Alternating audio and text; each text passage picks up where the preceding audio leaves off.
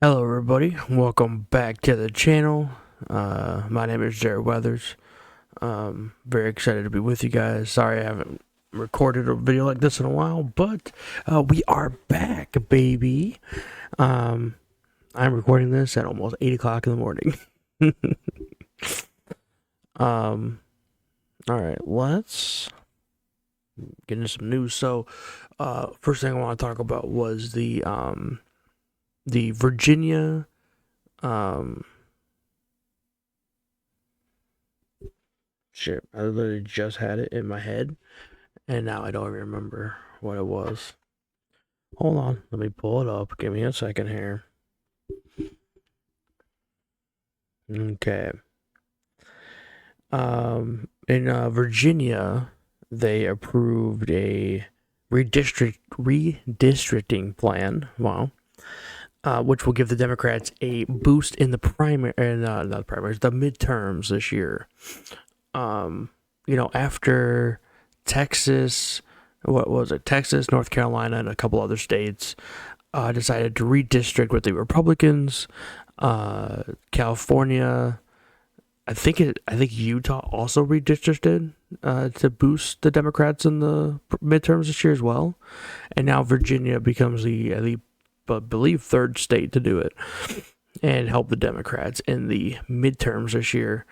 Although one of the Texas seats is up for a Democrat to take, so we'll see what happens there. But as of right now, voters overwhelmingly approved to redistrict Virginia. I don't have a whole lot of thoughts on this, as I agree with redistricting. Seems like Republicans are trying to take every single advantage they can, and yet Democrats are the bad ones for it. I don't understand that personally, but I guess I don't have to. So, anyway, yeah. So I just wanted to mention that real quick off the top because very important stuff is happening. I did also want to talk about, since we're talking about midterms, we got to bear down for midterms. Such a stupid joke that no one's probably gonna understand, and that's fine. It's funny to me, and that's all I care about. Anyway, um, Michigan, the state I live in and that I love so much. Uh, it's so weird.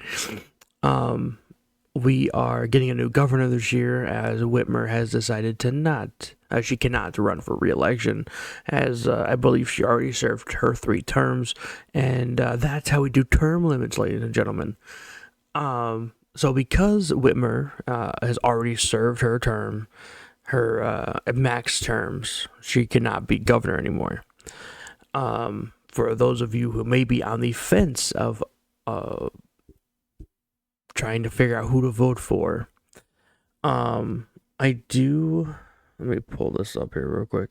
We can go through everybody and we can talk about what they fight for and that kind of stuff. Um,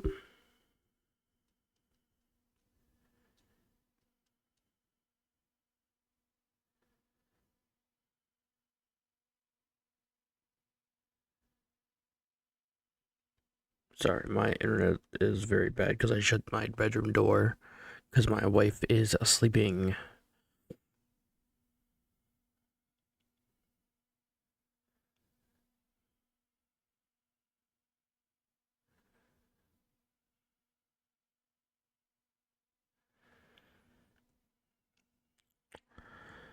Um, okay, so yeah, so Jocelyn Benson currently is the Secretary of State, and she is up probably the front runner for this. At this point, I believe it's just hers to lose. If I'm being quite honest with you. And then we got Kevin Hogan, who is a biochemist and Green nominee for governor in 22. Marnie Zawicki, former mayor of Cape Coral, Florida, from 2013 to 2017, and Chris Swanson, who is the Genesee County Sheriff from 2020 to present. Um, I don't know about most of these people. They are apparently for the Democrats, so I'm wondering. Yeah, I don't. I think I maybe heard Kevin Hogan's name. I don't really remember what he was exactly fighting for.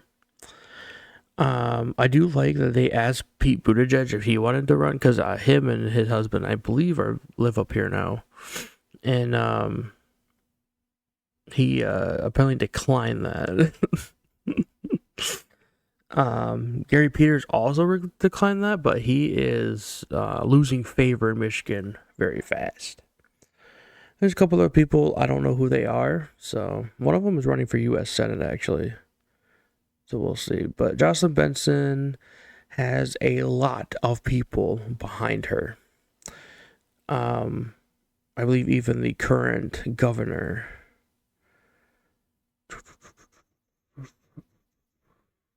I don't know. I don't know if that's true. Hill Harper, George Takei, are also backing Benson.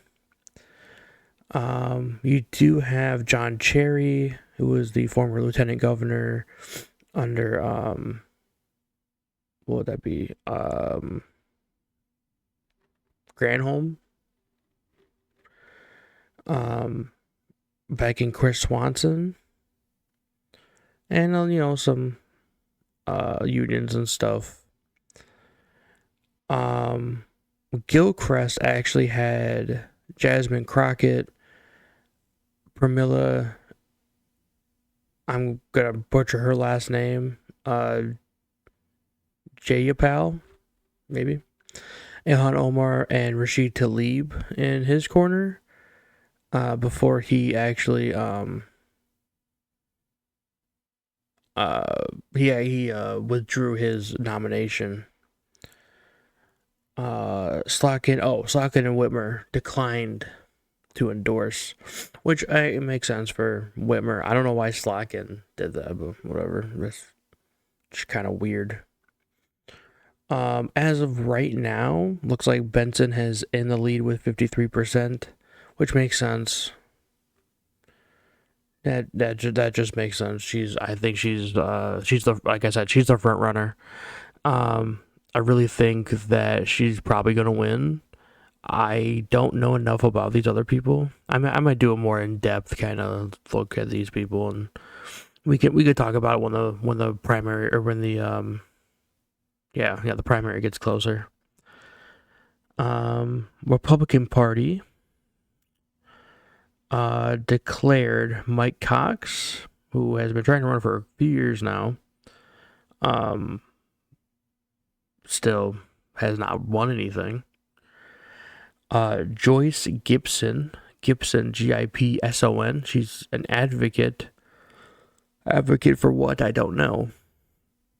John James, another one who's been trying to make his name in Michigan politics. Perry Johnson, a businessman, and another person that's been trying to make his name. But the problem is, I know people who like John James. I do. I don't know anybody that likes Perry Johnson. As I don't even think people in his own party like him. He's kind of an idiot, but nothing I can do about that. Unfortunately, he is a businessman, so I'm sure he has millions of dollars to spend, and he does. I mean, if you live in Michigan, you've seen his face all over your TV. You've heard his voice, seen his voice. You heard his voice on the radio, especially on the country stations. They love playing that shit. Tom Leonard, former Speaker of the Michigan House of Representatives. Eric Nesbitt, another one who's insane. This guy just recently, like 2 or 3 weeks ago, said that if he becomes governor, he will allow ICE to have the biggest deportation anything, I guess, in Michigan, which is not good. And I know even Republicans aren't a fan of that, seeing how it went in Minnesota.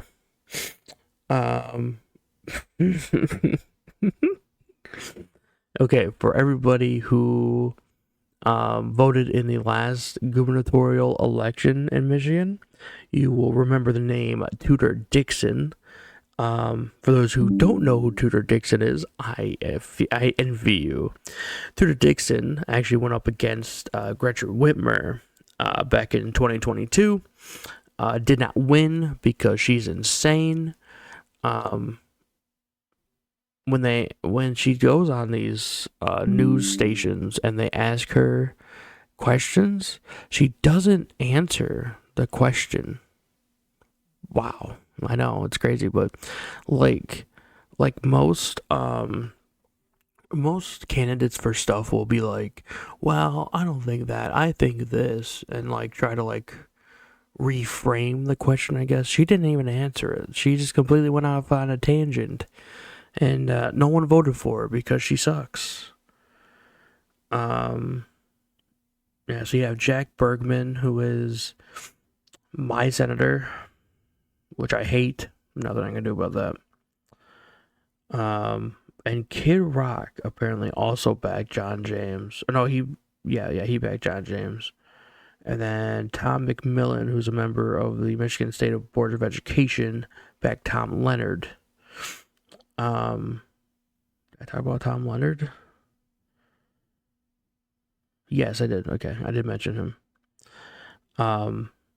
But yeah, so far that's it. That's all the like.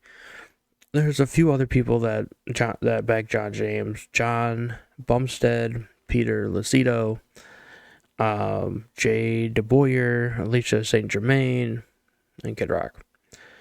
The only person to back Tom Leonard is Tom McMillan. I think they're just the same name. Yeah, let's look who's in the lead here. So it looks like John James is actually in the lead to be the Republican nominee. Not too far behind those Perry Johnson somehow. I think that's a lie, since Perry Johnson sucks, and I don't think anybody likes him really. I was talking to my friend about him, and she said that he looks like Tim Allen if he was a used car salesman, and now I can't get that out of my head. There is one libertarian presumptive nominee, Anthony Hudson, who is a truck driver and was the Republican candidate for Michigan's 8th congressional district, but he switched from Republican primary, so from Republican, maybe in the primary, I don't know. Anyway, we got some independents declared. Mike Duggan, former mayor of Detroit, 2014 to 2016. I believe he took up after Kwame Kilpatrick. And then Carla Wagner, who is a political organizer, previously ran as a Republican. Looks like she's going to try to run as an independent. Everything. Looks like the last information is from September 11th of last year. They say it's a toss-up. I don't know about that. Endorsements. Mike Duggan has a few people. Specifically, Mark Bernstein, who is a regent of the University of Michigan, who is a Democrat apparently. Oh, Denise Illich, is this?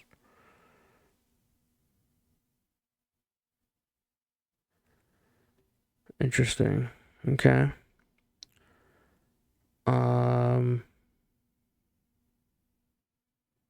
15 state representatives, but it doesn't. Oh, it does actually say. Oh, maybe not. Maybe it doesn't say.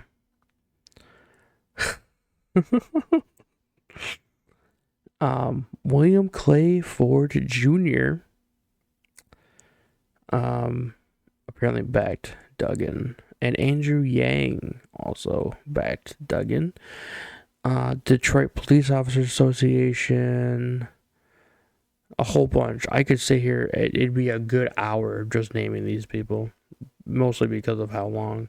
Reform Party of the United States of America. He must be aligned with them then. That's interesting. It's very interesting. So we have some polling here. I just want to go over the polling here real quick. head to head, Johnson Benson versus John James. Looks like John James would win that by a very small margin, if this poll data is believed to be true. Now if it was Benson versus Cox versus Duggan, looks pretty interesting there. Looks like Benson wins that in every single poll taken. So if it was Benson Nesbitt Duggan, looks like Benson would win that in a heartbeat. Huge margins on that one. That's crazy. Benson versus Leonard versus Duggan. Benson crushes that.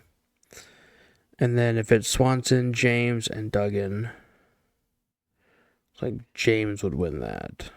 So, and now again, this is just, it's not 100%, obviously, but it is pretty interesting to see how many, if it's not John James, Benson has us in the bag. Really crazy stuff happening in my home state that I love.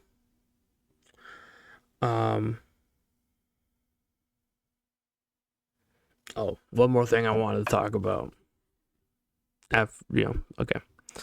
I'm not sure how many people actually know about this, but InfoWars, formerly owned by conspiracy theorists and right-wing weirdo Alex Jones, after a 17-month legal battle, InfoWars is now owned by the satirical newspaper The Onion, and will officially be rebranding.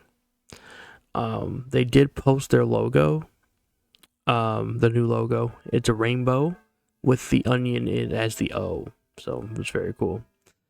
It sounds like it's going to be another satirical site, but it's gonna lean hard into the conspiracy theorist stuff. So I cannot wait to read that. That should be really fun. I'm hoping they continue the YouTube channel. Honestly, just keep Jones on as the host and just have him say insane stuff. And just be like, well, it's all coming from the Onion, so it's not real, That would be really funny if that happened. Okay, that's all I got for today, everyone. I just wanted to talk about that stuff real quick.